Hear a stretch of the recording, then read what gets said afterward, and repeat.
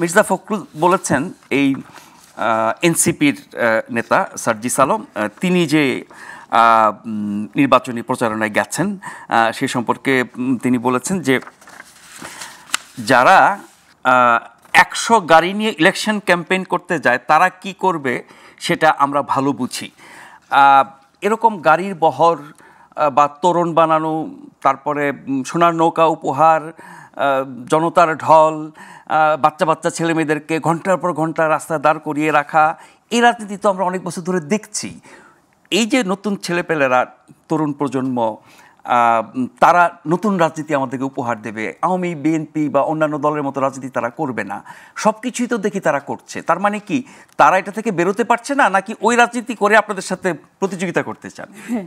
ধন্যবাদ। দেখেন, ওই যে ফুয়াদ সাহেব বললেন অনেকগুলা কথা, একদম আমি ঢুকে গিয়েছিলাম সেই হিস্ট্রির মধ্যে, যে একদম ক্রনোলজিক্যালি ভালো লাগলো যে কিছু কিছু এখানে দ্বিমত ছিল, বাট আমি এটা বলবো না, ভালো লেগেছে। সেই ব্যর্থতা আমরা চাই না, যে ব্যর্থতা আগে আমরা দেখেছি, এটা সত্যি সবাই মিলেই চাই না। তো ব্যর্থ কে করে? যখন একটা মানুষ যখন ভোগবিলাসিতায় মত্ত হয়, তার সমস্ত গুণ তখন বেগুনে পরিণত হয়, তখন আর কোনো গুণ থাকে না, এবং গুণগুলো মানুষ একদম খুবই জঘন্যভাবে দেখে। তখন সে সারাদিন কি করলো, সন্ধ্যাবেলা যে একটা রাজনীতিবিদদের তো আরও না। তো এই যে যাদের নিয়ে আমরা এতদিন কথা বলেছি, তারা আমাদের ভেবেছে আমরা বোধহয় তাদের এনিমি। আমরা তাদের এনিমি ছিলাম না, আমরা তাদের গার্ডিয়ানের মতো আচরণ করার চেষ্টা করেছি, যদিও তারা গার্ডিয়ান মানে না, বাট আমরা চেষ্টা করেছি যে সব সন্তানই তো, আমরা যখন সন্তানের মা হই বা বাবা হই, তখন পৃথিবীর সব সন্তানদের নিজেদেরই মনে হয়। তো এই 24-এর সন্তানদেরও আমাদের তাই মনে হয়েছে, এবং 24-এর আগস্টে পুরো আগস্ট পর্যন্ত, যতদিন পর্যন্ত নির্লোভ আমরা দেখেছি, ততদিন পর্যন্ত মনে হয় না যে আমার সন্তানের সাথে তাদের কোনো পার্থক্য আছে, বরং কখনো কখনো মনে হয়েছে আমার সন্তানের চেয়ে ওরা বেস্ট করেছে, বেটার করেছে। তো এই জায়গা থেকে যখনই তারা শপথ নিতে গেল, ওই শপথ নেওয়ার পরে থেকে কিন্তু আমি এদের পেছনে বলা শুরু করলাম, যেটা আমি মেনে নিতে পারিনি। ঠিক এই জায়গাটায় প্রথম দিন যদি তাদের খামোশ বলা হতো, অবশ্যই খামোশটা বলবে কে? কিছু মানুষ তাদের স্বার্থ চারিতার্থ করার জন্য এই বাচ্চাগুলোকে হ্যাঁ এদেরকে কাজে লাগাচ্ছে। তারা যে খামোশ বলছে, তারা কিন্তু বুঝে না। একটা বাচ্চার হাতে আপনি বন্দুক তুলে দেন, আপনি ডাইনে গুলি করতে বলবেন, ডাইনে করবে, বায়ে গুলি করতে বলবেন, বায়ে করবে, কারণ ও ট্রিগারটা চাপ যে কেউ দিতে পারে, কিন্তু ও জানে না যে এই গুলিটার হলে কি কি হতে পারে। এটা যেদিন জানবে সেদিন আর আপনি ওকে দিয়ে গুলি করাতে পারবেন না। তো তার আগে যদিও নষ্টভ্রষ্ট হয়ে যায়, তাহলে তার কথাই থাকলো না। তো এই যে 100 গাড়ি বলেন, আমরা তো বলতেছিলাম উদয়ন টাওয়ারে কিভাবে অফিস হয়, বিএনপি আওয়ামী লীগ নিয়ে এত কথা হচ্ছিল, যে বিএনপি যে এত কথা বলছিল, বা আওয়ামী লীগ এই 15.5 বছর ফ্যাসিস্টের মতো কারি বিলিয়ন ডলার বিদেশে পাচার করছে। তাদের ঘর এক একটা, এখনও বলি, ব্যাংকের ভল্ট, ব্যাংকগুলা খালি, কিন্তু তাদের বাড়ি এখনো, যেটা সরকার করে নাই, যেটা সরকার তার ভাষণে, হ্যাঁ সরকার তার ভাষণেও বলেন না কখনো, কারণ এটা আইনের অনুশাসন চালু না হলে কখনো হবে না, যেটা বলছিলাম।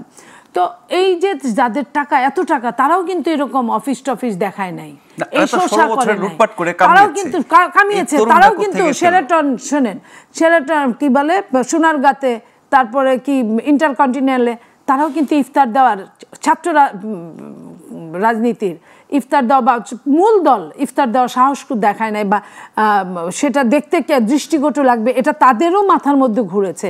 এত তারা হ্যাঁকে না করেছে, তারপরেও করেছে। অথচ এদের মধ্যে, কারণ ওই যে বললাম, বাচ্চার হাতে গুলি দিলে, বন্দুক দিলে যা হয়, এখন তারা 100 গাড়ি, তারা যখন আপনার বলে যে শুভাকাঙ্ক্ষীরা আমাদেরকে দেয়, শুভাকাঙ্ক্ষীরা দেয়, সেই শুভাকাঙ্ক্ষীর তারা তো অন্যদের মতো না, তারা তো বৈষম্য বিরোধী হয়ে আসছে, তারা তো একটা 24 পার করে আসছে। তাহলে তারা কেন জবাবদিহিতার মধ্যে থাকবে না? তারা কেন বলবে না যে কে তাকে দিল? আমি যখন প্যাকেটের মধ্যে দেখি যে সরকারের পতিত সরকারের সেই ফ্যাসিস্টগুলোর নাম, তখন কিন্তু আমরা কেঁপে উঠি, কিন্তু ওরা তো কাঁপে না। ওদেরকে তো প্রথমেই ওই ফ্যাসিস্টদের যারা চালাতো, তারা কিন্তু দিব্যি আছে দেশে, তারাই কিন্তু তাদেরকে চালাচ্ছে, কারি টাকা দিচ্ছে, তারা নিয়ে যাচ্ছে সঙ্গে। প্রশাসন ভয়ে বলেন, যে কোনো কারণে বলেন। আমি যখন দেখি পিরোজপুরের ডিসি যখন আপনার করে কি বলে, রিকোজিশন করে গাড়ি দিয়ে দেয় তাদেরকে ঢাকা আসার জন্য, তখন কিন্তু আমি আরেক ধাপ অবাক হই যে প্রশাসন যুগে যুগে সরকারকে নষ্ট করেছে। এরা হবু সরকার মনে করে প্রশাসন আবার তাদেরকে নষ্টের জন্য নেমেছে। যেখানে প্রশাসনে আগে যা উৎকর্ষ লেনদেন হতো তার চেয়েও ডাবল প্রায় এখন হয়, তার কম হয় না, বেশি হয়। তো কিছুটা ঠকেছে পুলিশরা, বাট অন্যরা কিন্তু তা না। পুলিশেও আছে ভিতরে, এখনও মামলা নেওয়ার সময় টাকা ছাড়া, বড় বড় টাকার বাণিজ্য ছাড়া মামলা নিচ্ছে না তারা। তো এই যে এই ছেলেদেরকে নষ্ট করছে, এই ছেলে মেয়েদেরকে বিভিন্নভাবে লোভ দেখাচ্ছে, এটা তো মধ্যবিত্ত ঘরের, নিম্ন মধ্যবিত্ত ঘরের 10 টাকা বাঁচানোর জন্য যারা বিশ্ববিদ্যালয় থেকে নীলক্ষেত বা নিউ মার্কেটে হেঁটে যায়, লোকাল বাসে না ওঠে, সেই মানুষগুলা এত টাকার মুখ দেখলে সে তো বিপদে যেতেই পারে। আর সে যখন এটাই মনে করেছে পতিত সরকারের সাথে তারা ছিল, আপনি খেয়াল করেন, তারা তাদের সাথে এই সার্জিসকে নিয়ে যে কথাটা হয়েছে, এই ছেলেটাই 24-এর প্রথম দিকে একটা বক্তৃতা দিয়েছে। আমি বক্তৃতাটা সেই দিন শুনলাম ইউটিউবে। সে সেইখানে শেখ হাসিনাকে উল্লেখ করে বলছে, মাননীয় প্রধানমন্ত্রী, আপনার বাবা অমুক অমুক, মানে দুনিয়ার ডেজিগনেশন দিয়ে আপনার বাবাকে যে মির্জাফররা মেরেছে ছিল, তারা কিন্তু এখনও আছে। আমি এই কথাটা বলার পর তার আপাতমস্তক আমি ভালো করে খেয়াল করলাম, বড় করে করে তার শারীরিক মৌখিক কোনো অভিব্যক্তির কোনো মিনিমাম চেঞ্জ নাই। তার মানে কি, সে তাকে যে বা যারা সবচেয়ে বড় মুনাফেকে পরিণত করেছে, যার কোনো এত বড় মিথ্যা কথাটা সে বলছে, কারণ তার দুই এক মাস পরে হয়তো সে বিট্রে করেছে, সে তাকে দেশ ছেড়ে পালিয়ে যেতে তারা বাধ্য করেছে। তো তার চেহারার মধ্যে, অভিব্যক্তির মধ্যে এটা ফুটে ওঠে নাই। পরে দেখলেও তো মানুষ ফুটে ওঠে। পুলিশরা বা গোয়েন্দারা যে আপনার সন্ত্রাসীদের নির্ণয় করে কিভাবে, আগে তো ফেস ভ্যালুজ দেখে, ফেসটাকে দেখে, বডি ল্যাঙ্গুয়েজ দেখে। এটা পৃথিবীর সমস্ত পৃথিবীতে এটা আছে। অথচ বাংলাদেশের এইটুকু একটা ছেলে তাকে ওইভাবেই গড়ে তুলছে যে তার শারীরিক অবয়বের মধ্যে কোনো চেঞ্জ আমি দেখি নাই। তো এই মানুষগুলা তারা ভাষাটা বদলে গেছে, শুধু ঠোঁট বদলাচ্ছে এবং সে সম্পূর্ণরূপে আস্থা নিয়ে কথা বলছে। আস্থার মিনিমাম কোনো মানে লুম পরিমাণ আস্থার ব্যত্যয় ঘটে নাই সে যখন বলছে। তাহলে ওই পতিত স্বৈরশাসক তাকে কেন বিশ্বাস করবেন আপনি বলেন? হ্যাঁ, এতে দেশের লাভ হয়েছে, কিন্তু তার ব্যক্তি জীবনে এই জিনিসটাই কিন্তু তারা এটা কিন্তু সবসময় কাজে লাগাচ্ছে।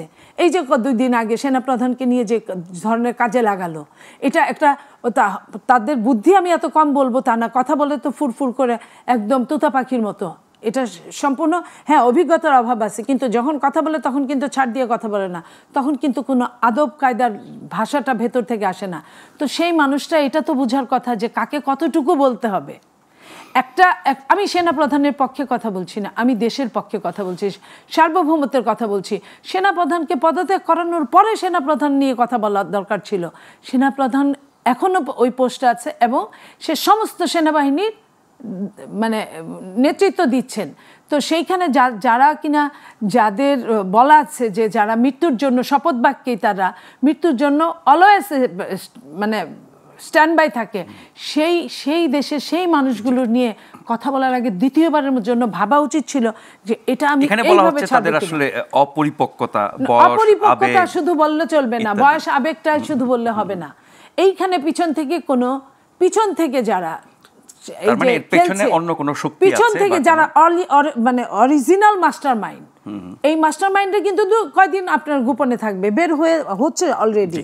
তো এই তারাই বলবে, তারা এত কিছু জানে, তারা তো এই দেশটাকে জঘন্যতর অবস্থায় পৌঁছে দেওয়ার জন্য এই ছেলেদেরকে দিয়ে এই যে 100 গাড়ির মহড়া হচ্ছে। কারণ কি, এরাও যদি নষ্ট হয়ে যায় তাহলে দেশে থাকলোটা কি? দেখেন, ছাত্রদেরও ধ্বংস করে দিল, আপনার রাজনীতিবিদদেরও ধ্বংস করা, তাহলে আপনার সমাজনীতি যারা ব্যবসায়ী তারা সিন্ডিকেটের মধ্যে আছে, যারা চাকরিজীবী তারা দুনিয়ার চরম অনিয়মের মধ্যে থাকে। সব ধ্বংস হলে এই দেশটা কারা চালাবে? মানে একটা দেশকে ডেস্ট্রয় করার জন্য যা যা দরকার প্রত্যেকটা জিনিস আমি জানি যে আমার ক্ষতি হচ্ছে, কিন্তু দেশের স্বার্থের জন্য কিন্তু আমি মুখ বুজে থাকবো, দেশের স্বার্থের জন্য কোনো জায়গায়। তাহলে দেশপ্রেম কোথায়?